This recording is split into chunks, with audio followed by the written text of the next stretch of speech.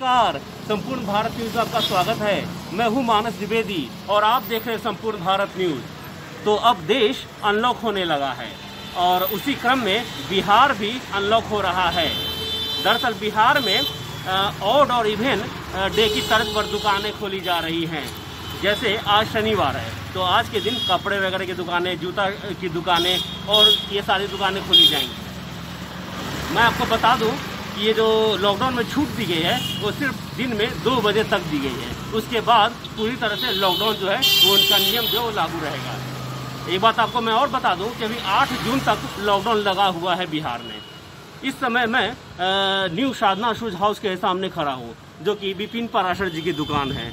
और लॉकडाउन के दौरान काफ़ी लोगों की दुकानें बंद रहीं, उद्योग बंद रहे, तो उनको काफ़ी घाटा हुआ है। तो इसी विषय पे आज हम विपिन पराशर जी से बात करेंगे। आइए चलते हैं।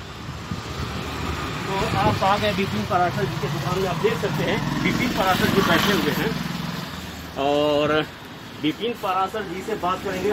मैं आपको बता दूं विपिन पराशर जी के बारे में। मैं अपने कैमरा मैन को और करीब आ जाए, थोड़ा और करीब आ जाए। हाँ, विपिन पराशर जी आप कोई परिचय के मोहताज नहीं है। और ये बताइए कि लॉकडाउन का जो समय था कैसा बीता? लॉकडाउन का समय संघर्ष में बीता जी। सभी लोगों को। सबसे पहले तो आपके सभी व्यूअर को मैं अभिनंदन करता हूं, और इस कोरोना काल में जो भी क्षति पहुंची है, भगवान इनको सुखी रखें। सभी लोगों को, जितने भी लोग आपके हैं। जी, ये तो बिल्कुल आपने हमारे चैनल के दर्शकों के लिए शुभकामना दी, बहुत बहुत अच्छा लगा मुझे। अच्छा, ये बताइए कि कोरोना काल के दौरान ये मैंने सुना है कि आप लोगों को मास्क बांट रहे थे, सैनिटाइजर बांट रहे थे, मतलब जो समाज सेवा का जो काम था वो आपने उस दौरान भी नहीं छोड़ा। क्या ये सच है? देखिए, ये खून में बसा है, रचा है। कितने भी कष्ट में हम क्यों ना हो, अगर हमारे यहाँ कुछ आ जाता है, चाहे हमें पता चलता है, तो हम मदद करने का प्रयास करते हैं। हमारा एक टीम है बीइंग हेल्पर जी, जिसके डायरेक्टर सन्नी जी हैं, जी। सन्नी सिंह राठौर। एक छोट भाई के समान है। उनके द्वारा भी मैंने कई लोगों को इस कोरोना काल में, जबकि ऑक्सीजन नहीं मिल रहा था, लेकिन मैंने उनको फ़ोन किया, उन्होंने उनके घर पर ऑक्सीजन जाकर पहुंचाने का कार्य किया। कारण कि इस कोरोना काल में मैं खुद कोरोना से संक्रमित था। लगभग 1 महीना घर पर रहा। उसके बाद मैं ठीक हुआ तो फिर समाज में सेवा की भावना से लोगों को मदद करने के लिए मतलब कि बदस्तूर आपकी समाज सेवा जारी रही? जी जी। अगर मैं घर पर भी था उस काल में, सिर्फ 6-7 दिन छोड़ के सब दिन फोन पर लोगों को मदद करने का, कहीं न कहीं मदद करवाने का कार्य किया। कई लोगों को हॉस्पिटल में एडमिट करवाने का कार्य किया। ये तो चलिए आपने किया, हमारी सेवा है समाज के प्रति। बिल्कुल, आपके प्रयास से कई लोगों की जानें बची होंगी, कई लोग नए जीवन पाए होंगे, ये बहुत बड़ी बात है। ये सिर्फ मेरा प्रयास नहीं था, ये हमारी टीम, हमारा टीम बीइंग हेल्पर बहुत बड़ा टीम है। अभी सोशल एक्टिविटी बिहार में बहुत ज्यादा है उसका। आप देखते होंगे कि अभी भी हम लोग कई लोगों को अनाज वितरण कर रहे हैं, सूखा अनाज खाने बना हुआ भी हम लोग रिक्शा ठेला वाले को देते हैं। जो विधवा, अभी आप देखे होंगे नेहरू नगर में हम लोगों ने 2 दिन पहले 150 विकलांग लोगों के घर पर अनाज देने का कार्य किया। हम तो धन्यवाद करते हैं सन्नी सुमन, जो हमारे विंग हेल्पर के हेड हैं। उनके जज्बे को सलाम करता है, उनसे सीखने को मिलता है तो ऐसे छोटा भाई मेरा, लेकिन बहुत तो वो समाज के लिए कार्य करता है। ये बताइए कि लॉकडाउन के दौरान पूरा उद्योग जो है ठप था, पूरे व्यापार जो है बंद थी, तो लोगों को काफी नुकसान भी हुआ है। तो इसको लेकर आप सरकार के समक्ष कुछ अपनी विचार रखना चाहेंगे या कुछ क्या कहना चाहेंगे, जिससे उनकी जो क्षतिपूर्ति हुई है, जो उनकी जो मतलब कि आय में जो कमी देखी गई है, उसको कैसे पूरा किया जा सकता है, इसके बारे में बताइए। देखिए, हम भी एक बिजनेसमैन ही हैं, और जब तक हम लोग अपनी शॉप को नहीं खोलेंगे, हम लोगों से कई लोग जुड़े हुए हैं, मेरे कई स्टाफ भी हैं इस धंधा से जुड़े हुए। उनका वेतन है, किराया है, खुद का खर्च है। तो ये सब खर्च कहाँ से आएगा जब दुकानें खुलेंगी? लेकिन सरकार ने पहली प्राथमिकता दी कि जान बचाओ, जान है तो जहान है। खैर, उसके गाइडलाइन का हम लोगों ने पालन किया।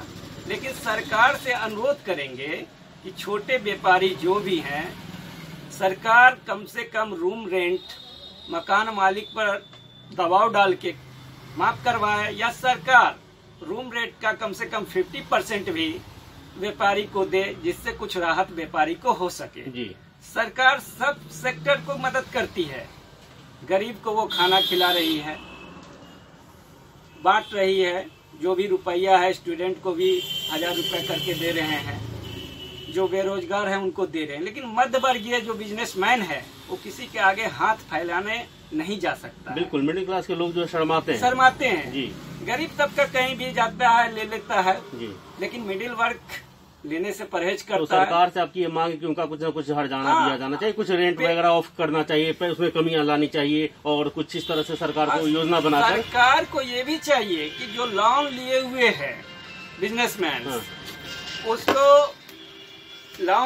लोन को देने के लिए टाइम दे, और जिस टाइम तक बंद रहा मार्केट, उस मंथ का लोन सरकार नहीं ले जी। ये सब राहत तो सरकार को देनी ही पड़ेगी, कारण कि सरकार को टैक्स तो हम लोग देते हैं, हमारे टैक्स के पैसा से ही सरकार गवर्नमेंट चलती है जी। आप देखिएगा बिजनेसमैन कितने हैं, अभी भी जो कहीं भी लंगर लगा जो लगा, कोई अफसर रैंक का लोग अपने पॉकेट से 10 रुपया दिए क्या? कहीं भी व्यापारी वर्ग ही लोगों को खिला रहा है, अपनी गहरी कमाई में से वो दे रहे हैं। तो सरकार को भी सोचनी चाहिए कि हमारे हर एक सुख दुख में व्यापारी साथ देता है, तो ये कहाँ जाएगा, किससे न्याय मांगेगा? बिल्कुल, बिहार के मुख्यमंत्री से ही। जी जी जी। तो आपने सुना विपिन पाराशर जी को, जो बोल रहे थे कि सरकार को व्यापारियों के हित में कोई न कोई कदम उठाना चाहिए, और इस तरह से उनकी आपने बातें सुनी, उनकी विचारें सुनी।